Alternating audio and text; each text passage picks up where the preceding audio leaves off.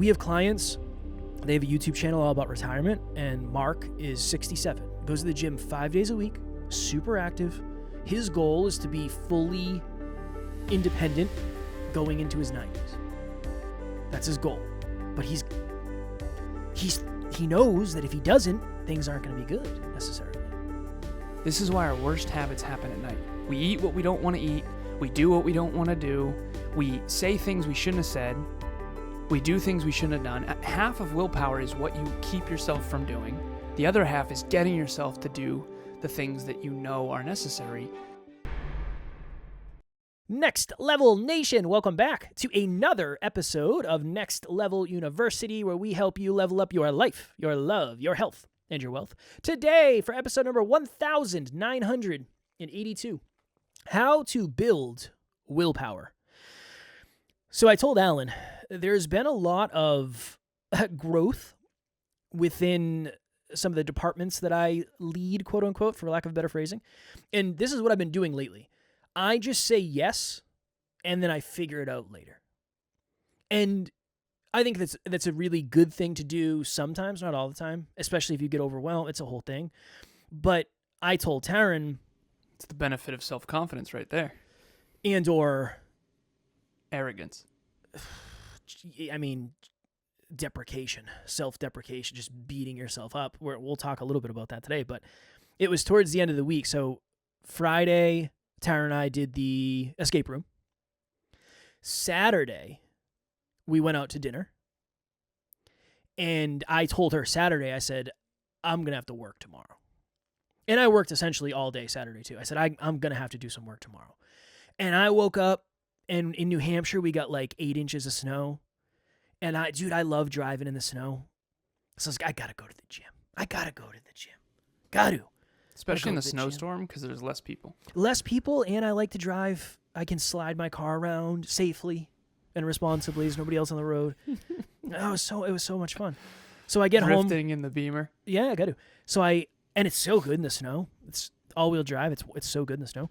Yeah. So I got home, and I got home at like 8. Came in the office. Fuck this. I don't want to. I got to edit videos, and I don't want to do that. It's snowing out. I'm going to have my morning coffee. There was UFC on last night. I catch up on my fights. And I was like, you have to. There is no choice. There is no option.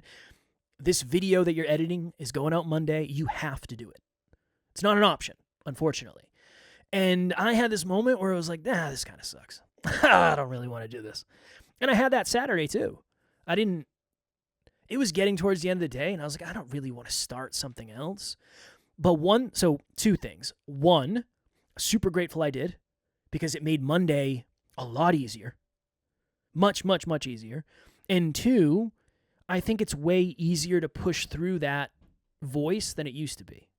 I think that voice used to win a lot more. I was like, don't worry about it. We'll just do it tomorrow. There was something else. I was sending over a proposal to someone, and I literally sent them an audio and said, I'll get it to you by tonight.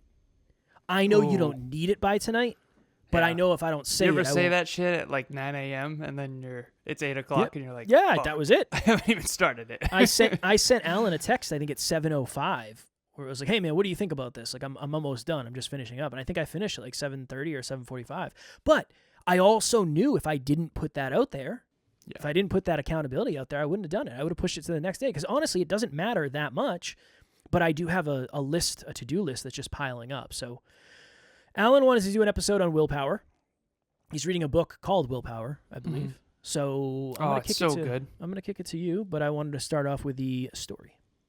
Emilia and I, we been together for 5 years, and she and I, whenever she has something academic, like she's doing completing her portfolio for her trauma certification, and then she's about to do an IFS training, she's significantly more fulfilled when she has academic endeavors. She noticed, am significantly more fulfilled when I have a book that I love. And it's gotten harder over the years to find books that I really think are valid. And I don't know if it's because there seems to be a movement in the self-improvement space where we're getting away from fundamentals, like the subtle art of not giving an F. And I get it. Like, You have to allocate your fucks, so to speak, to the things that matter. But there's not a lot of books that I think are extremely sound when it comes to goal achievement. Goal achievement is a process that is ridiculously difficult. And that's why most people do not ever achieve their goals and dreams statistically. There's only one gold medal. There's only one NFL or NHL or Olympics or CEO or whatever it is.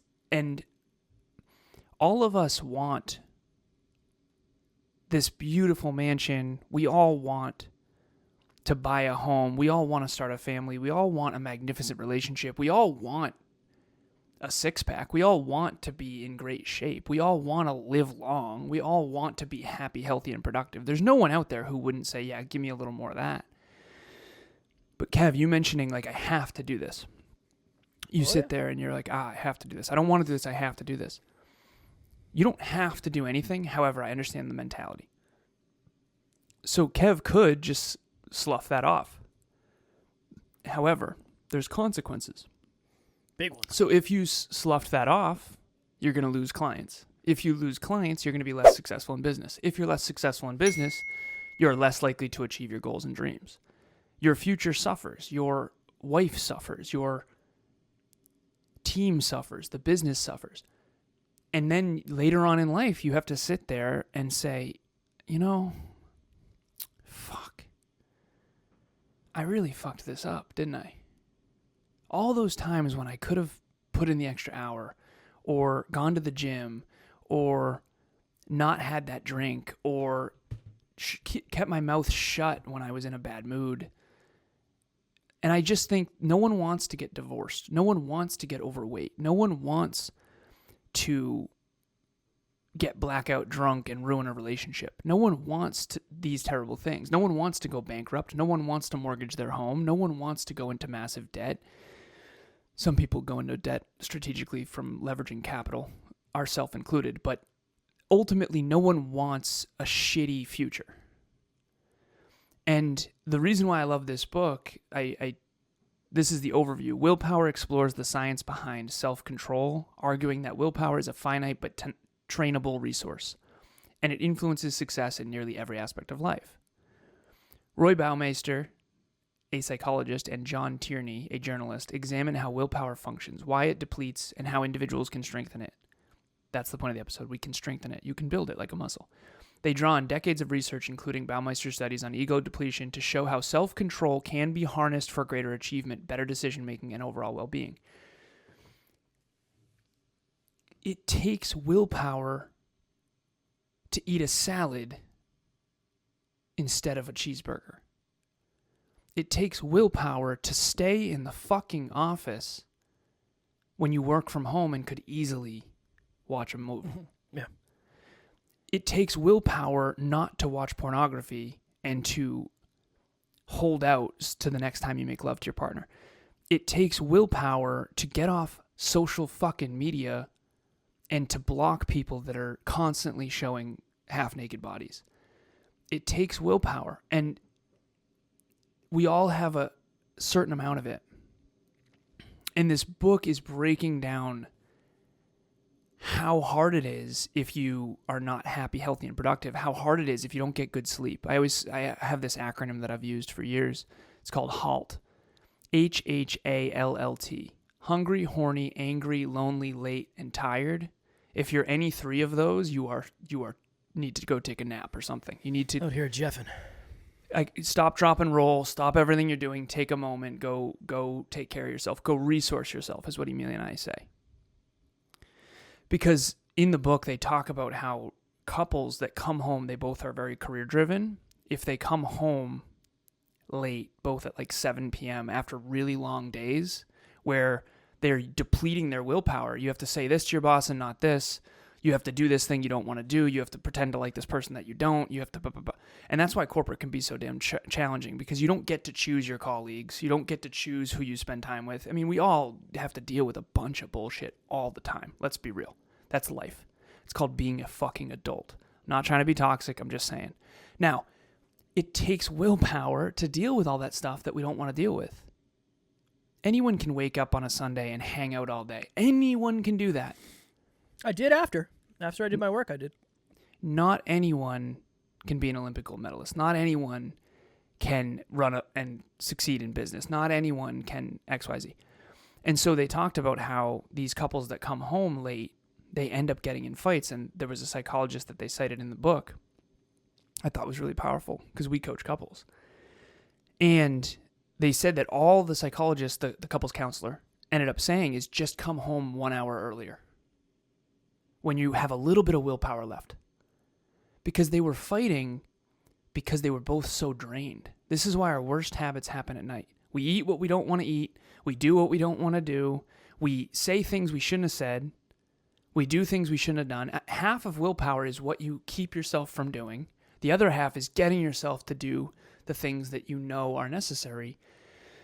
And I was talking recently about how I did 51 coaching sessions, podcasts, and trainings last week, and that was my new PR. And the only reason why I was able to do that is because I've designed my environment and I've designed my life and I've developed my willpower over a really long period of time. Hello, NLU listener. Thank you, as always, for listening to Next Level University. Real quick, I just want to jump in and let you know about the Next Level Dreamliner. This is a journal that I use every single day. Achieve your dreams 90 days at a time. It breaks down your dreams into goals, milestones, and daily habits. We hope you enjoy it. The link will be in the show notes. Very last piece here. I was talking to Kev before we recorded this episode, and we went to the same middle school. And I'll never forget when these firefighters came in and they were trying to talk about how dangerous it is in the winter on the ice. Ice fishing, snowmobiling on the ice, these kinds of things, how dangerous it is. Because if you fall through the ice, your body shuts down very, very quickly. And in this exercise, they had 2 volunteers come up. In hindsight, now I realize, of course, I raised my hand. That's obvious to me now that that was what I did every single time and everything, basically.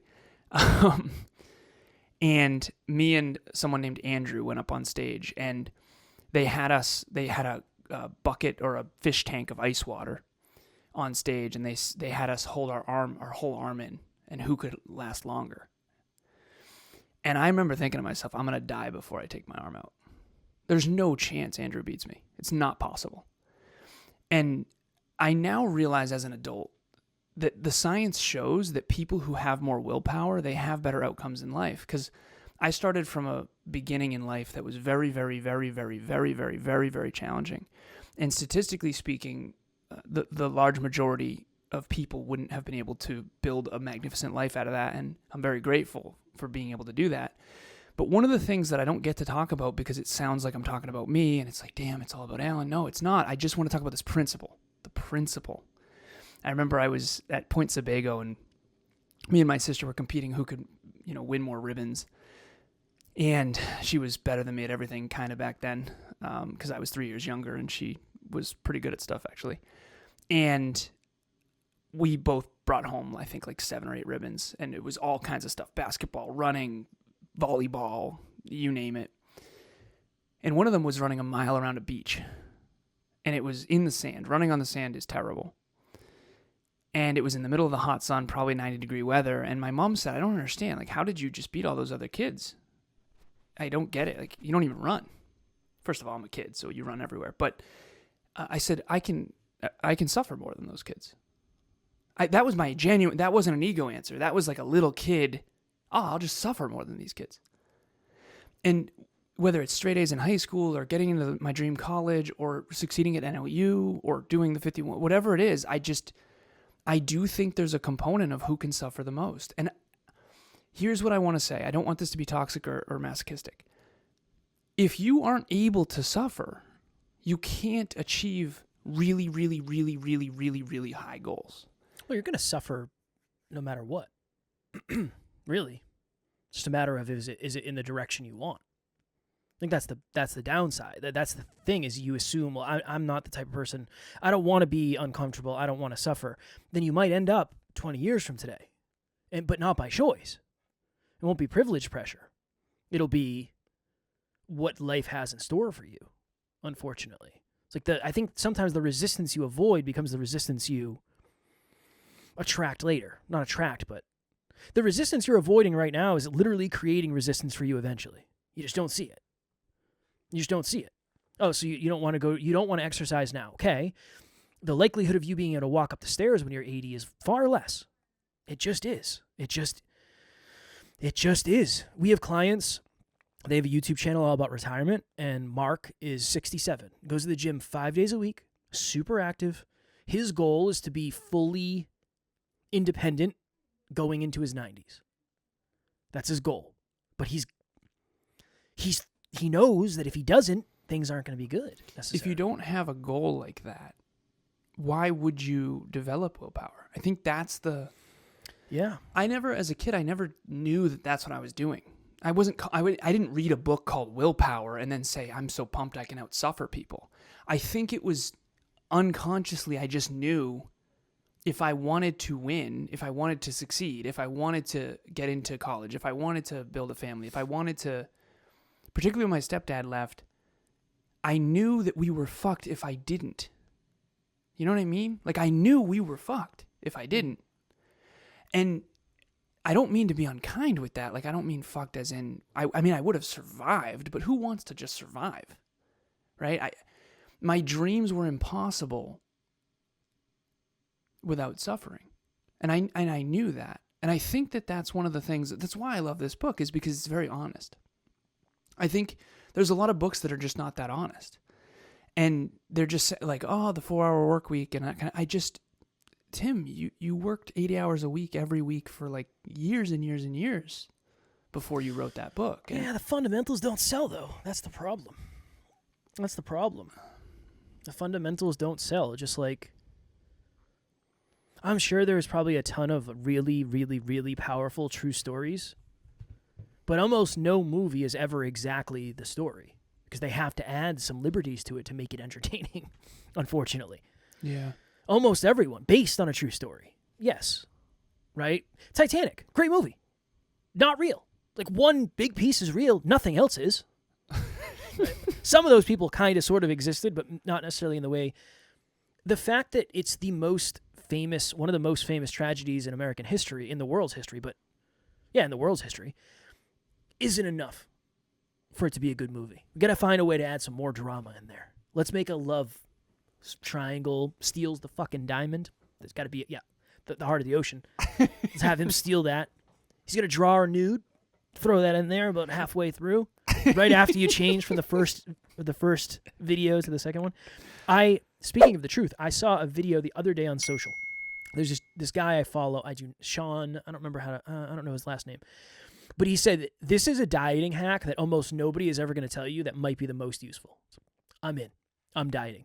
He said, you have to understand that no matter what you do, and no matter what intuitive eating coaches are trying to tell you, when you're dieting, there is a physiological response. Yeah, you're going to be hungry. You're going to be hungry. Yeah, if you're not in a deficit. Your body is literally designed to make sure you don't lose too much weight, because from an evolutionary standpoint, if you lose too much weight, you die. Mm-hmm. We have to keep some fat on us in case there's a famine.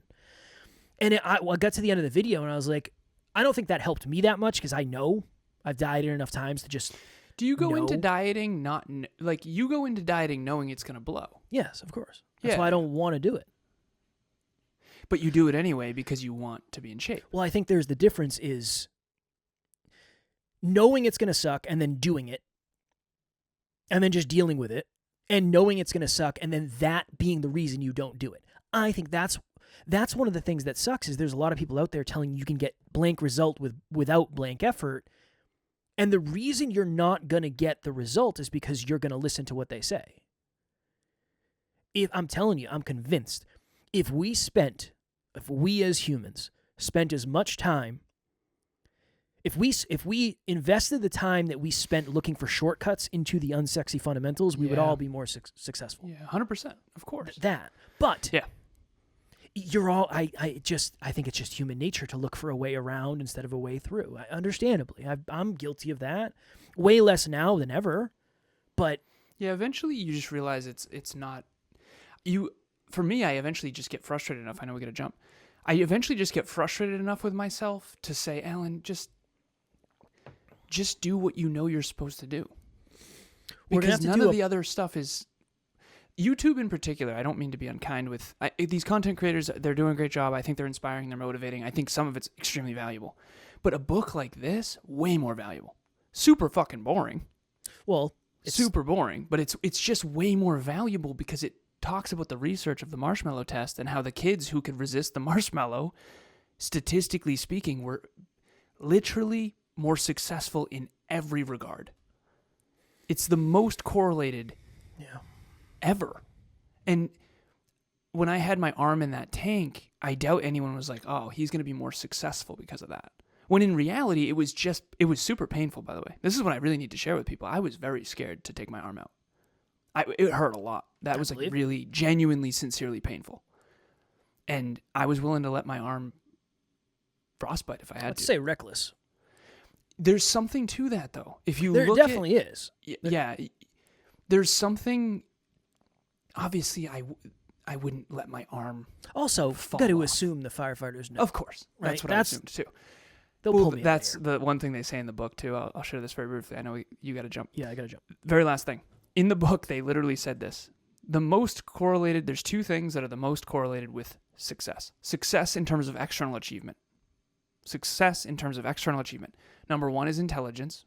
Definitely would have guessed that. And number two is willpower. And if you have... Intelligence is, hey, don't let my arm burn off to win this competition. Frostbite off, not burn off. But I was intelligent enough to go, okay, they calculated. There's no way my arm's actually in danger. This just hurts. Yeah. All right, we're going to have to do a part 2 because we did how to build willpower. We didn't even talk about it. So tomorrow we're going to talk about how to actually build it. This will be a little 2-part episode. Alan, it's Monday. We're recording this on Monday, and Alan and I just met after the weekend, and there's always a lot of like stuff and talks, and then we run out of time. We're jeffing. But I'm committed to making these episodes longer. I don't like 20-minute episodes. I'm not a fan. Alan knows it, but we're very busy. It's a whole thing. We're going to figure out our shit, though. I promise. All right. Alan still has coaching slots available if you are looking to level up in your life, love, health, and wealth. What Alan says is something along the lines of results first. What do you say? I don't want to say it because it sounds kind of hardcore, but feelings second. Results first, feelings second. Oh, external success first, internal fulfillment second, feelings third. Not in a toxic way, though. Yeah, no, of course not. Not in a toxic I way. care deeply about my clients. But results. We want results. That's what NLU is about, helping you level up your life, your love, your health, and your wealth. And if this podcast helps, coaching will help at an even deeper level. So we'll have Alan's link in the show notes. And then our live event, Next Level Live 2025. The landing page is not done yet, but it is April 5th, 2025. Totally virtual. Tickets are only $47. You get access to the replay. And Alan and I will be live streaming all over the world. So we'll have the link in the show notes for that. We won't because it's not there yet, but just keep your mind primed because one of these days it is going to be done and the team's working on it and they're crushing it. So, boom. As always, we love you. We appreciate you. Grateful for each and every one of you. At NLU, we don't have fans. We have family. We will talk to you all tomorrow. Keep it next level. Next Level Nation.